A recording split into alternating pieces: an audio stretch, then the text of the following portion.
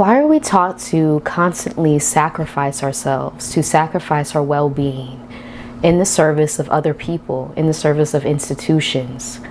Where does this messaging come from, and how can we unlearn it? Welcome to my channel. My name is Marissa Price. I am a Black woman liberation coach, social worker, healer by spiritual birthright, helping Black women and femmes reclaim their self-confidence, their self-worth, and establish boundaries under a system of colonialism that tells us that we shouldn't have any boundaries. So if you're interested in this type of content, please subscribe to my channel. Please like this video and comment below if anything resonates with you. Yes, so why are we taught to be in service to other people at the detriment of our own personhood, of our own well-being? This is a teaching of colonialism, to constantly see ourselves as being on earth for no other purpose than to serve the needs and wants and desires of our oppressors, by people who are in power, who have told us that we must do this to be safe. Safety is an illusion. We know this. Safety is not something that can be guaranteed, but yet they tell us if we continue to sacrifice ourselves and our bodies and our mental health and put it on the line, we will achieve this thing that is really impossible to be achieved under the system of capitalism, but for a select few who have exploited the rest of us. And that is security. That is economic and financial security. We are told that if we exhaust ourselves, if we push our bodies past the natural point, when they're telling us to stop, they're giving us all the signals to stop and rest, because we are human beings and we need to rest. We cannot keep going and just going and operate at the same pace every single day. That is literally the pace of a machine. We're not machines. Many thanks to Trisha Hersey of the Nap Ministry for telling us that in her groundbreaking work that she has shared with us. When I came across her work years ago on Instagram, I was like, I knew this was going to be life-changing, because I cannot tell you how many illnesses I have had pushing myself past the brink of exhaustion, feeling like I needed to solve the world's problems. And now healing from a toxic work environment, realizing how much of that messaging was deliberate. It's really like we're being set up for a trap, especially as Black women in the workplace. We know that we take on additional labor all the time, and we're told that we should be grateful for it. That we should be grateful for the extra tasks, for leading the committees, for doing the book clubs, for educating people about issues that are impacting us literally in our everyday lives. The emotional labor that requires to go home and be dealing with these issues and then have to educate people at work about the same issues for free, right? We are told that we're in service to other people. That is how the system of colonialism educates us. And it is reinforced through violence. The system of capitalism is a violent system. And I have heard people say that this is the best it will ever get, so we should just be content. I will never be content with an economic system that establishes a fake social hierarchy where some people can be on top and some people have to be on the bottom. Some people are lucky and some people are not, and we just have to deal with that. That's inhuman to me. When I think about the fact that all of us have come to earth with such sacred gifts, abilities, skills, talents, and how much it took for us to get here. I will never be satisfied with an economic system that tells us that some people are not worthy of basic human rights and dignity, like shelter, like clothing, like water, clean water, fresh food.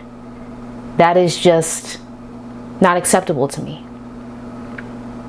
And a lot of us have our frame of reference limited to post-colonization.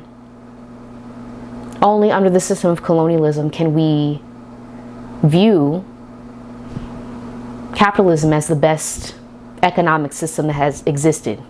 And even then, I'm doubting that. I'm questioning that. But a lot of people say, right, this is the best thing that's ever existed. Have you gone back?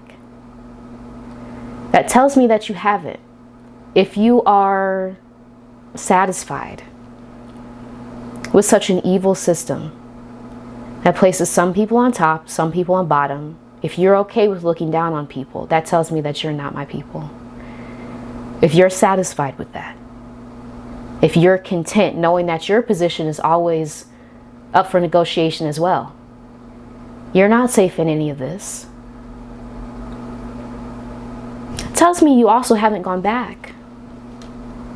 Prior to colonialism, prior to colonization, where indigenous societies throughout the world really operated on a communal style of living, and anything that has existed in the past can be brought back again into the future. So to say that we should just be content with being servants under a system that doesn't value our lives, that we should be content with sacrificing our bodies, our mental health, being forced to work at the pace of a machine, knowing that we're human beings, and again, how much it took for us to get here on Earth. This was not an easy experience, right? The transition to Earth is not an easy experience. And so to believe that we're just here to be robots without the ability to think, feel, question, it's just not, it doesn't ring true to me. It doesn't ring true to me. So I made this video to tell you that you do not have to sacrifice your body for these evil systems. And in fact, you take your power back. You reclaim yourself when you sit content that you are enough. That you were put here for a reason, and no matter what you do or don't do, you're worthy, period. And once you start to lean into that internal validation, that you're everything already, and you don't have to constantly seek people's approval who will never get you, who will always view you as subservient, who will always view you as 3/5 of a human being. We know that that was a clause in the Constitution, that Black people were considered 3/5 of a human being. A lot of people still regard us as that. And so if we're looking to people who do not even view us as full human beings to try to validate our self-worth, that's a losing battle. And we're being set up. Or being set up to fail. And to really have our self-esteem and self-worth disintegrated at every turn because we're looking to people who do not value us, who view us as expendable. And so how can we start to validate ourselves and impart to ourselves over and over, affirm to ourselves, no, I was put here for a reason. And my voice is actually very powerful. That's why all of these forces come together to try to silence me. But what if you took back your power? And what if you realize that they cannot control what you do,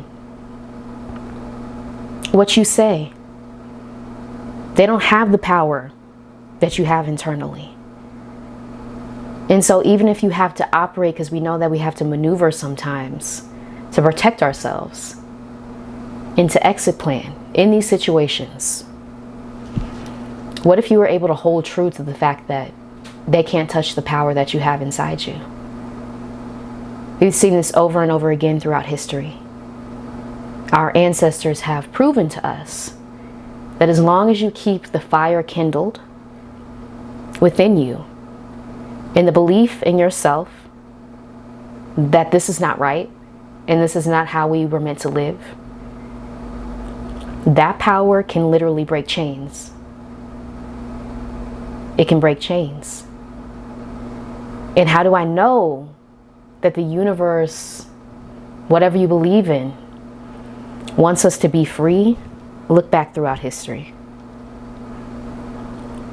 At the essence of freedom, the power, when you are in pursuit of freedom, when you really sit with the fact that we were meant to be free, movements are started, things are uprooted, people are freed, because you go with that feeling. And so you do not have to be in service to a system that does not believe that you should be free, because that runs counter to why we're here on earth.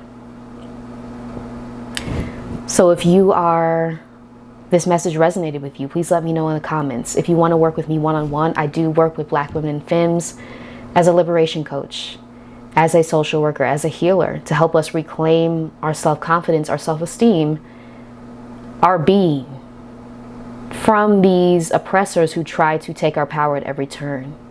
We're pushing back and we're saying no more. Our voices are too powerful. They're actually needed in the state of the world that we see it in. We actually need to speak up as loud as we can and share our knowledge, share our wisdom with other people who can resonate with it. And the people who don't get it, it's not for them. It's not for them. But yeah, thank you so much for watching this video. Again, please like, comment, share. And until next time, y'all. Bye.